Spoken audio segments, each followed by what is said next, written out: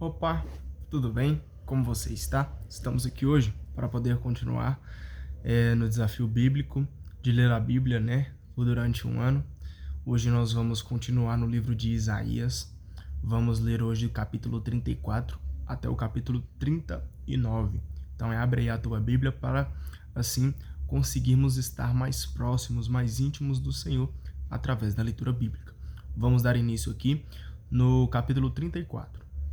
Aproximem-se, nações, para ouvir, povos, prestem atenção, que a terra escute e que os nela habitam, o mundo e tudo o que ele produz.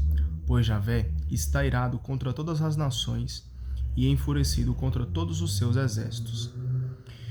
Já os consagrou todos à eliminação total, já entregou todo mundo à matança. Seus mortos são jogados fora, dos cadáveres exala mau cheiro, e aos montes se alagam com o seu sangue. O exército do céu se desmancha, o céu se enrola como pergaminho, e os seus astros caem como caem as folhas da parreira, como caem as folhas da figueira, pois a espada de Javé ficou embriagada no céu. Vejam, ela se precipita sobre Édom, um povo que destinei para a destruição. A espada de Javé está pingando sangue, está banhada de gordura, cheia do sangue de cordeiros e cabritos, da gordura do lombo dos carneiros, para que se ofereça um sacrifício a Javé em Bosra, uma enorme matança no país de Édom. Com eles morrem também búfalos, bezerros junto com touros, a sua terra se empapa de sangue, o chão está banhado de gordura, pois esse é um dia de vingança para Javé, é um dia de acerto de contas em favor de Sião. Os seus córregos se transformarão em piche, o pó da sua terra em breu, e o seu chão ficará como piche fervendo. Passam dias e noites, e o chão não se esfria, fica soltando sua fumaça para sempre. De geração em geração fica no abandono, e era após era ninguém mais passa por aí. Seus herdeiros são o pelicano e o ouriço, a coruja e o urubu fazem aí sua morada. Javé estenderá aí o prumo do caos e o nível da confusão. Não haverá nobres para proclamar um rei, os seus chefes desaparecerão. Crescerão espinhos em seus palácios e em suas fortalezas ervas daninhas e urtigas. Será morada do lobo, esconderijo dos filhotes de avestruz. Aí vão se encontrar o gato do mato e a hiena. O cabrito selvagem chamará seus companheiros. Aí Lilith vai descansar, encontrando um lugar de repouso.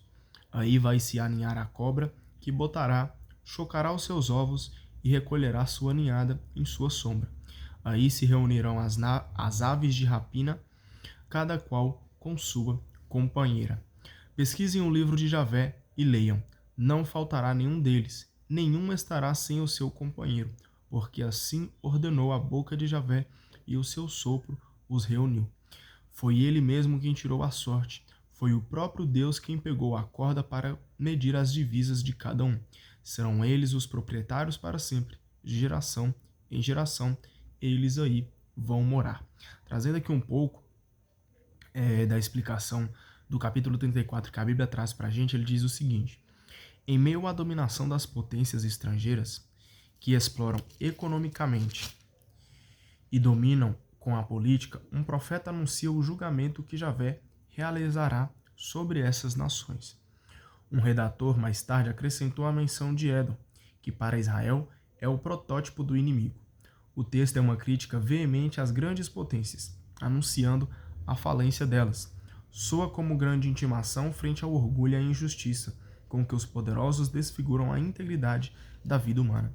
Então nós vemos aqui, que através do poder, através ali da governança humana, os homens tendem a cada vez mais se tornarem opressores, querem mandar nos outros e acabando oprimindo essas pessoas, Mas aqui nos mostra que Deus está conosco. Deus, ele está olhando por cada um de nós e ele quem vai nos julgar, é ele quem vai nos salvar. Então parar, de cara, colocar a sua confiança nesses opressores, várias pessoas aí, ficam glorificando o nome de vários presidentes. Passa ano, passa presidência, nós vemos aí várias e várias pessoas correndo atrás dos presidentes, né? E pessoas até mesmo, cara, colocando os presidentes lá em cima. E temos que entender que os seres humanos, cara, quando tem poder em mãos, ele tem que estar com muita fé em Deus, ele tem que estar com muita ligação forte em Deus, porque senão ele vai querer oprimir o povo. Mas eu vou te dar uma dica. Ao invés de colocar qualquer homem acima de Deus, cara, não faça isso. Coloque Deus acima de todas as coisas na sua vida. Deixa Deus ser o seu governador. Deixa Deus ser o seu governante, aquele que te mostra as coisas boas, aquele que te mostra as leis da vida e aquele que te dá a vida verdadeira. É esse Deus quem vai nos salvar. É esse governo, o governo do Senhor, que vai nos salvar. Então coloque Deus como o governante da sua vida. Pare de querer transferir essa responsabilidade para homens, pois nenhum homem é maior do que Deus. Capítulo 35. Alegrem-se o deserto e a terra seca, o campo floresça de alegria. Como Narciso, cubra-se de flores transbordando de contentamento e alegria, pois lhe será dado o esplendor do Líbano, a beleza do Carmelo e do Saron. Todos verão a glória de Javé, a beleza do nosso Deus. Fortaleçam as mãos cansadas, firmem os joelhos cambaleantes. Digam aos corações desanimados: sejam fortes, não tenham medo. Vejam Deus de vocês. Ele vem para vingar, ele traz um prêmio divino. Ele vem para salvar vocês. Vou repetir esse versículo, até destacar aqui na minha Bíblia, cara. Olha para você ver. Digam aos corações desanimados: sejam fortes, não tenham medo. Vejam Deus de vocês. Ele vem para vingar, ele traz um prêmio divino. Ele vem para salvar vocês. Então a Bíblia aqui, a palavra de Deus está nos falando no dia de hoje para aqueles corações que estão em desânimo, para aqueles corações que não estão enxergando esperança em muitas coisas. A palavra do Senhor vem nos dizer: seja forte, não tenha medo, se encoraje no Senhor, porque Deus vai na frente te dando a vitória. Assim como diz aqui, ele vem para vingar, ele traz um prêmio divino, ele vem para salvar vocês. Então nós temos um Deus, cara, simplesmente maravilhoso, um Deus que quer nos salvar. Ele traz esse prêmio, ele nos traz essa misericórdia que só ele tem, porque nós não merecemos, mas ele vem com esse prêmio divino de mostrar assim, ó, é aqui que vocês encontram salvação. Então, você que está em desânimo, seja forte, confie em Deus, pois ele vai cuidar de você, ele vai te salvar. Então, os olhos dos cegos vão se abrir, e se abrirão também os ouvidos dos surdos. Os aleijados saltarão como servo, e a língua do mudo cantará, porque jorrarão águas no deserto e rios na terra seca. A terra seca se mudará em vargens, e o chão seco se encherá de fontes. E onde viviam os lobos, a erva se transformará em tábua e junco. Haverá aí uma estrada, um caminho, que chamarão de caminho santo. Impuro nenhum passará por ele, e aos bobos não vão errar o caminho. Aí não haverá leão, nenhum animal selvagem poderá alcançar esse caminho. Por ele só andarão os que foram redimidos, e os que foram resgatados por Javé. Cantando, irão voltar e chegar até Sião. Carregarão a alegria sem fim, e serão acompanhados de prazer e alegria. A tristeza e o pranto fugirão. Capítulo 36. No 14º ano do rei Ezequias, Senaqueribe, rei da Assíria, atacou todas as cidades fortificadas de Judá e se apossou delas. De Laques, o rei da Assíria, mandou até Jerusalém, ao rei Ezequias, um alto funcionário acompanhado de poderoso destacamento. O alto funcionário parou perto do canal que leva a água para o reservatório superior, no caminho do campo do pisoeiro. Saíram ao encontro dele Eliacim, filho de Elcias, administrador do palácio, e o escrivão Sóbina, além do secretário Joai, filho de Asaf.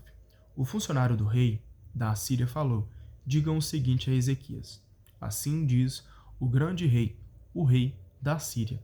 Que confiança é essa que você se apoia? Você está pensando que a estratégia e a valentia militares são questão de palavras? Em quem você está se apoiando para resistir a mim? Ah, você se apoia no Egito, esse bambu rachado que machuca as mãos quando alguém se apoia nele e lhe finca lascas. O faraó, rei do Egito, é isso para quem nele confia. Ou você me diz, é em Javé nosso Deus que nós confiamos. No entanto, não eram dedicados a eles os lugares altos e os altares que Ezequias laminou, dizendo a Judá: é só aqui em Jerusalém, diante deste único altar, que vocês devem adorar a Deus? Faça então uma aposta com o meu senhor, o rei da Assíria. Eu lhe darei 2.000 cavalos, se você for capaz de arrumar cavaleiros para montar, perdão, para montarem todos eles. Então, como é que você será capaz de derrotar o menor dos servos do meu senhor? Você está confiando no Egito para ter carros e cavaleiros. Você pensa que foi sem a vontade de Javé que eu subi para atacar este país, a fim de destruí-lo? Foi Javé quem me disse: ataca e devasta esse país. Eliacim, Sobna e Joai disseram ao funcionário assírio: fale com os seus servos em aramaico, pois nós entendemos. Não fale em hebraico, senão o pessoal que está em cima das muralhas vai entender. O funcionário assírio respondeu: por acaso foi somente ao Senhor de vocês ou só a vocês que o meu senhor mandou trazer essa mensagem? Pois foi também para esse pessoal que está sentado na muralha, condenado juntamente com vocês a comerem as próprias fezes e beberem a própria urina. Então, o funcionário assírio tomou posição e falou bem alto em hebraico: escutem as palavras do grande rei, o rei da Assíria. Assim diz o rei: não deixem Ezequias enganá-los, pois ele não é capaz de salvar vocês. Que Ezequias não faça vocês terem confiança em Javé, dizendo: a garganta está bem ruim, perdão.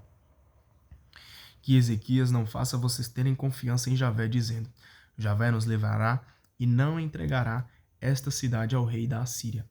Não deem ouvidos a Ezequias, porque assim fala o rei da Assíria. Rendam-se e façam a paz comigo, então cada um poderá comer tranquilamente os frutos da própria parreira e da própria figueira, e beber a água do próprio poço. Isso até que eu venha levá-los para uma terra igual à terra de vocês, para o lugar onde também existem o trigo, o vinho, o pão, as parreiras. Não deixem Ezequias enganar vocês, dizendo: Javé nos livrará. Por acaso, o Deus de cada um desses países pôde livrá-los das mãos do rei da Assíria? Onde estão os deuses de Emate e Arfade? Onde estão os deuses de Serfavaim? Eles foram capazes de livrar Samaria de minha mão? Todos ficaram calados. Ninguém respondeu coisa alguma, pois o rei tinha dado ordens, dizendo para não responder. Eliacim, filho de Elcias, administrador do palácio, o escrivão Sobna e o secretário Joaé, filho de Asaf, depois de rasgarem suas roupas, foram contar a Ezequias tudo que o funcionário assírio tinha dito.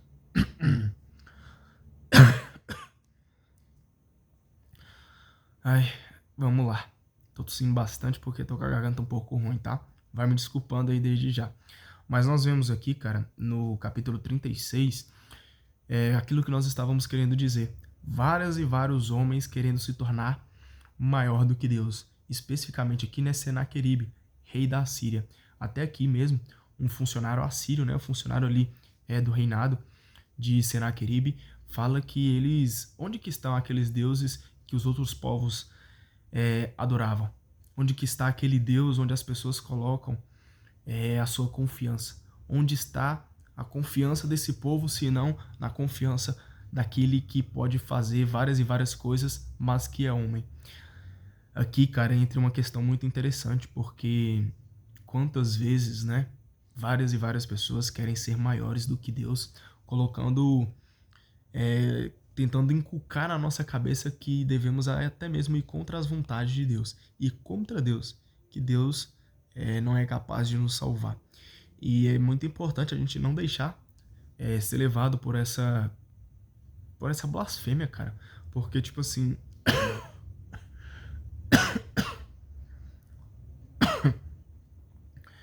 nós vemos aqui que Deus, cara, ele é o Deus criador de todas as coisas. E ele sim merece adoração e louvor. É ele que deve estar com a nossa fé.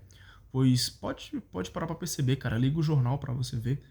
Todas as vezes que o homem tem muito poder, ele faz grandes e grandes coisas absurdas.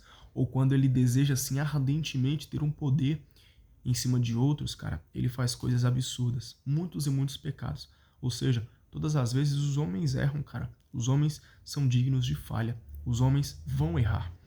E se colocarmos a nossa confiança no erro, não faz sentido, cara. Não faz sentido a gente colocar a nossa confiança nos homens.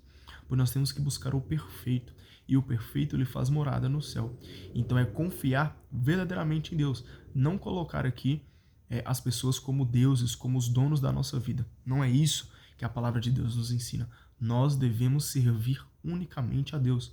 Nós devemos amar unicamente, verdadeiramente a Deus. Estou falando aqui que nós também não vamos amar as outras pessoas. Obviamente que vamos amar a Deus sobre todas as coisas e o próximo como a ti mesmo.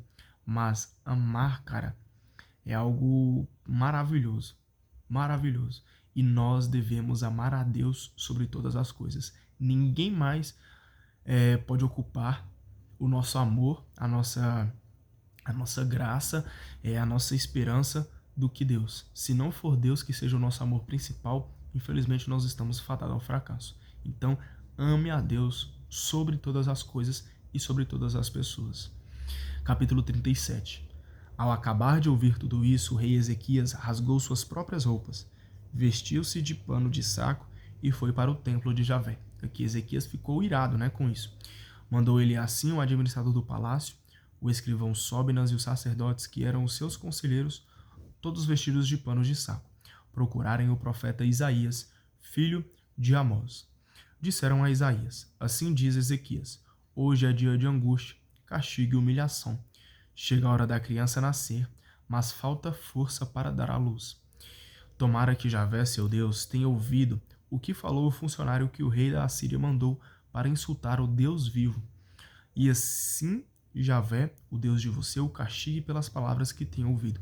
Faça uma oração em favor do resto que ainda vive.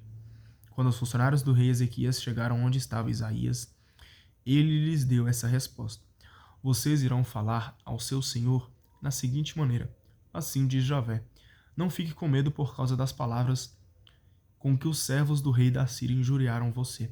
Eu vou colocar nele um espírito de medo. Ele voltará para a sua terra logo que ouvir um boato, e eu o farei morrer à espada. Então aqui nós vemos a consequência da blasfêmia. O funcionário do rei da Assíria voltou e encontrou o rei lutando em Lébina, pois tinha ouvido falar que o rei se havia afastado de Laques, pois o rei tinha recebido a notícia de que Taraca, rei da Etiópia, saíra em guerra contra ele. Senaqueribe tornou a mandar mensageiros a Ezequias com este recado: digam a Ezequias, rei de Judá, que o seu Deus, em quem você confia, não me engane dizendo que vai entregar Jerusalém nas mãos do rei da Assíria. Você já ouviu falar da maneira como os reis da Assíria trataram todos os países, contentando-os a destruição total? E você, será que vai escapar? Olha para você ver o que ele está falando, cara. Por acaso os deuses das nações que meus antepassados destruíram puderam livrá-las? É o caso de Gozã, de Arã, de Rezef e dos Edenitas, que povoaram Teubazar. Onde está o rei de Emate e o rei de Arfade e o de Lair? Onde estão os reis de Sefarvaim, de Ana e de Ava? Ezequias recebeu a carta da mão dos mensageiros, leu e foi para o templo de Javé. Aí Ezequias abriu a carta na presença de Javé. Ezequias fez então a Javé esta prece: Javé dos exércitos, Deus de Israel, sentado sobre os querubins, tu és o único Deus de todos os reinos do mundo. Tu fizeste o céu e a terra. Então nós temos um Deus aqui, cara, que é dono de tudo, que fez tudo. Deus é tudo. Por isso que nós devemos colocar sempre Deus acima de todas as coisas.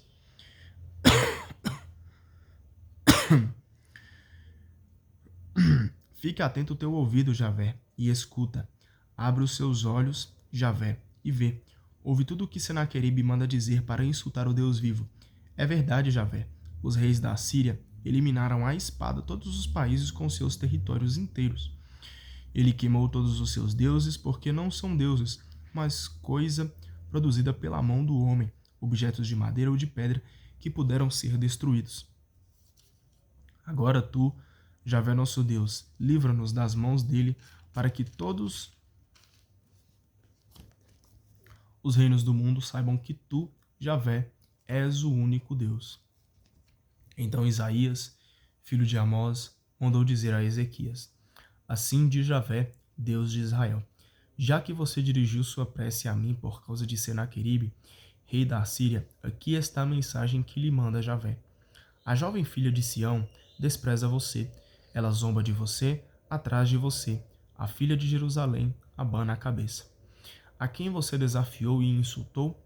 Contra quem você ergueu a voz e levantou os olhos para o alto? Contra o Santo de Israel. Então, levantaram os olhos, cara, para Deus. E com Deus não se brinca. Vai aí para você entender, quer ver? Ó? Por meio de seus servos, você insultou o Senhor dizendo: Com a multidão dos meus carros eu subi ao topo dos montes, até os lugares inacessíveis do Líbano. Eu lhe cortei os mais altos cedros e os mais belos ciprestes. Cheguei ao seu ponto mais alto, aos seus bosques mais fechados. Eu mesmo furei o poço. Eu mesmo bebi a água, água estrangeira. Com a sola do meu pé, eu sequei todos os rios do Egito. Por acaso você nunca ouviu dizer: Desde há muito tempo eu o decidi. Nos tempos antigos o preparei e agora realizo. Você, a sua parte era fazer das cidades fortificadas um montão de ruínas.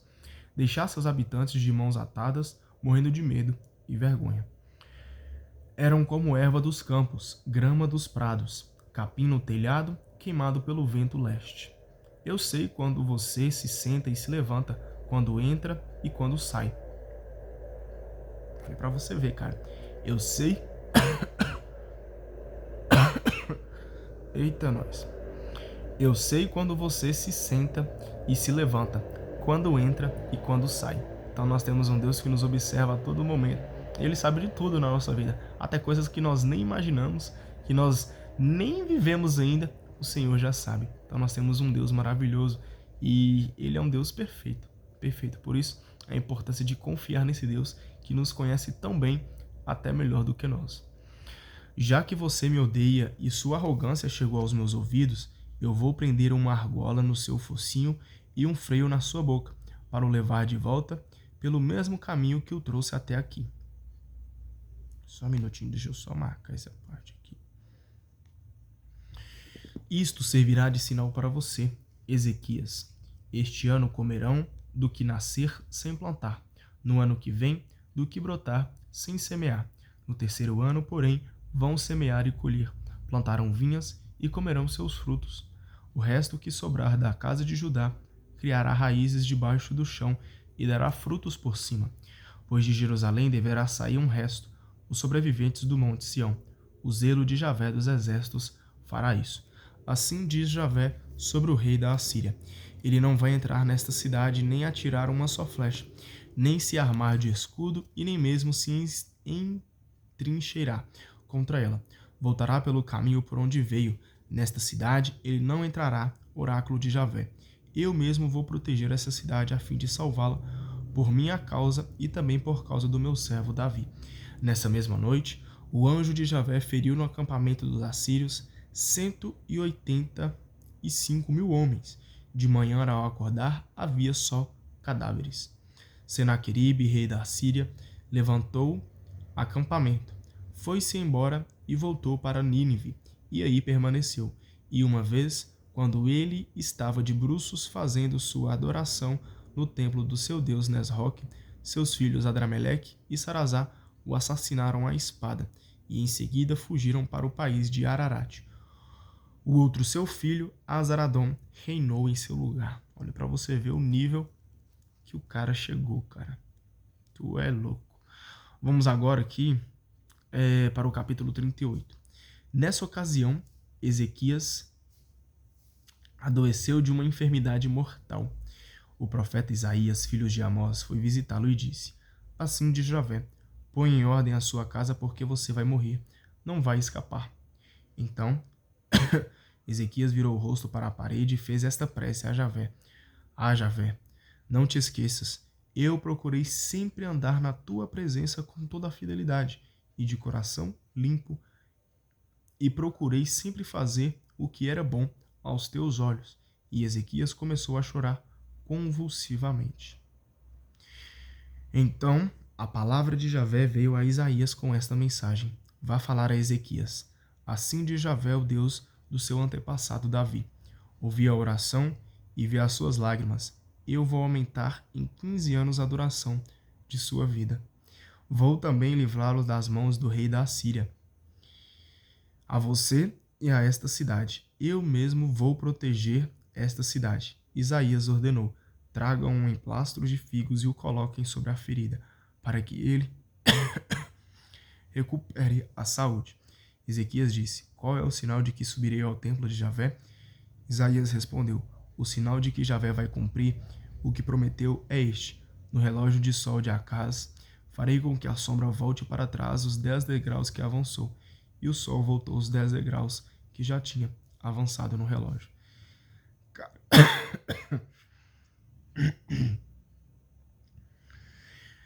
É bem interessante, né? Esse capítulo 38 aqui, né? Do versículo 1 até o versículo 8, porque nós vemos aqui que Ezequias já está doente, cara, já está numa enfermidade mortal e está ali já basicamente no leito da morte, já pronto para falecer. E Isaías, né, um profeta do Senhor, anuncia para ele que para pôr ele aqui, ó, põe a ordem em sua casa, porque você vai morrer, não vai escapar. Porém, cara, Ezequias com muita fé, imagino que com muita tristeza, né, que aqui até diz, Ezequias começou a chorar convulsivamente. Ele começou a fazer várias e várias orações, várias e várias preces, com muita fé, com muito afinco, com muita fé em Deus. E é bem interessante que nos mostra que se mantermos fiéis, cara, com muita fé, orarmos com muita fé, com muita dedicação, Deus, ele escuta as nossas orações. Se formos fiéis também, né? Formos filhos fiéis, ele escuta a nossa oração. E ali, Isaías traz também uma nova profecia para a vida de Ezequias, de que ele não vai morrer. Que o Senhor decidiu estender a vida dele, acho que por mais 15 anos que diz aqui, né?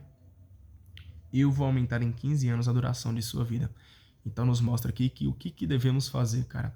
Orar com muita fé, ser fiel a Deus. Pode ter certeza, cara, orando com muita fé, ser fiel a Deus, aqui como no exemplo de Ezequias, Deus vai escutar a nossa oração.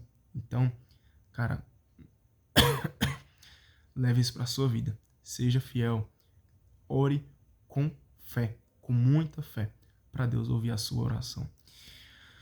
Cântico de Ezequias, rei de Judá, por ocasião de sua doença e da cura que obteve. Eu dizia: bem, no meio da minha vida eu me vou, pelo resto dos meus anos ficarei postado à porta da mansão dos mortos. Eu dizia: não verei mais a Javé na terra dos vivos, nem verei mais ninguém entre os habitantes da terra. Levantam e enrolam a minha morada como tenda de pastores. Como um tecelão, eu teci a minha vida e me cortaram os fios. Dia e noite foste foste acabando comigo. Clamo até o amanhecer, como o leão ele quebra todos os meus ossos, dia e noite tu me consumias. Estou piando como uma andorinha, arrulhando como pomba, meus olhos estão cansados de olhar para o alto, estou oprimido, ajuda-me, Senhor. Que direi, que poderei falar, se foi ele quem fez isso? Hei de passar todos os anos da minha vida com a alma amargurada. Aqueles que Deus protege, vivem, e entre eles viverá o meu espírito. Tu me curaste e me fizeste reviver. Olha para você ver. Aqueles que Deus protege, vivem, e entre eles viverá o meu espírito. Tu me curaste e me fizeste viver. Então, aqueles que está nos braços do Senhor, cara, que tem a proteção do Senhor, esses sim vivem vidas verdadeiras. Esses sim têm o dom da vida verdadeira, a vida em Deus. E aqui diz: e entre eles viverá o meu espírito. Um espírito que nos guia, um espírito que nos dá sabedoria para viver nesse mundo tão difícil, tão complicado que nós vivemos.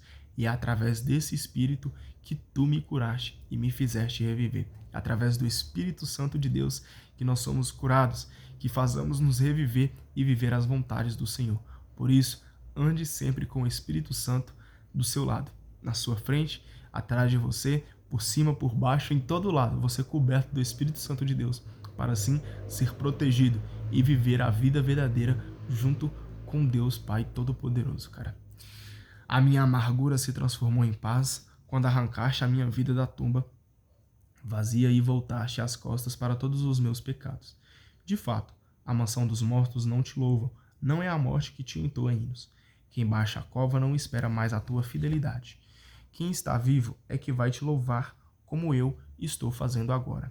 O Pai ensina aos seus filhos a tua fidelidade. Salva-me, Javé, e tocaremos nossas harpas todos os dias da nossa vida no templo de Javé. Capítulo 39. Nessa ocasião, o rei da Babilônia, Merodach-Baladã, filho de Baladã, mandou cartas a um presente a Ezequias, pois tinha dito notícia de sua enfermidade e da sua convalescência.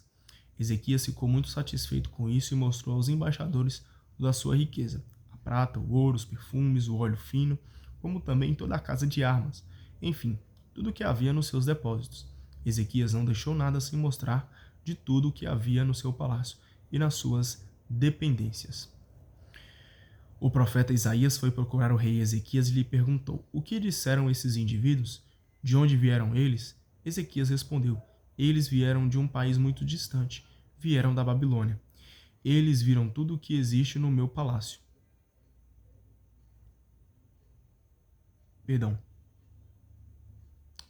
Eles viram de um país muito distante, vieram da Babilônia. Isaías perguntou: o que é que eles viram no seu palácio? Ezequias respondeu: eles viram tudo o que existe no meu palácio. Não há nada no meu tesouro que eu não lhes tenha mostrado. Isaías disse então a Ezequias: escute a palavra de Javé dos exércitos. Chegará um dia em que a Babilônia levará tudo o que existe no seu palácio, tudo o que os seus pais foram ajuntando até os dias de hoje. Não vai sobrar nada, diz Javé. Alguns dos filhos que saíram de você, que você gerou, serão levados para que sirvam como eunucos no palácio do rei da Babilônia. Ezequias disse a Isaías: é de felicidade a palavra de Javé que você me transmite. Pois ele pensava assim: pelo menos durante a minha vida haverá paz e segurança. Assim nós finalizamos com a leitura, mas eu vou trazer aqui a explicação do capítulo 39, que ela diz o seguinte: ao inserir este final no livro do primeiro Isaías, o redator quer mostrar como o profeta tinha razão ao condenar as alianças com os assírios ou qualquer outra potência estrangeira. Então nós vemos aqui que Isaías estava sendo usado por Deus para falar ali, para as pessoas que elas estavam fazendo ali alianças com povos errados, com povos que não amavam a Deus. E ele alertou muitas e muitas vezes, né?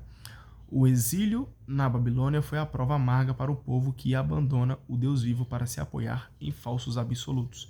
Então, cara, que a gente não possa abandonar o Deus vivo, o Deus que nos dá vida, o Deus que nos dá saciedade para adorar falsos deuses, falsos absolutos. Coloque sempre Deus acima de todas as coisas. Adore a Deus verdadeiramente. O Deus certo, tá? Que é o Deus Pai.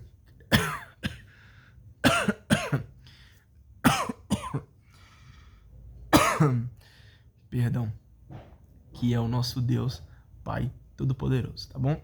Um beijo, um abraço pra você. Vai orando por mim aí pra que a garganta melhore. Até amanhã. Tchau, tchau.